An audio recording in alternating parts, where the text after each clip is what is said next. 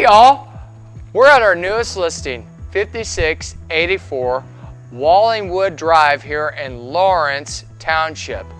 This is a 3-bed, 2 full bath, completely renovated home. I'm really excited to show you this one. Come on in, let's go take a tour. Here we are in the kitchen area of this completely renovated property. Some things I think that a future home buyer is just gonna love.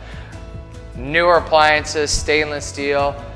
The cabinets, they just, look at that gray color, looks really good.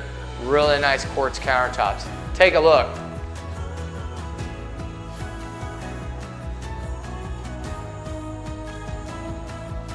Here we are in one of the renovated bathrooms. As I mentioned, this house has been totally renovated from top to bottom, but this bathroom is just fantastic. You got nice quartz countertops here, brand new vanity, new tile. Come on in, check out the bathroom.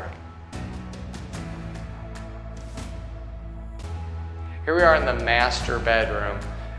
Even though this property has been refinished from top to bottom, one thing I really like is they kept the wood floors throughout most home. They resurfaced them, they re-cleaned them.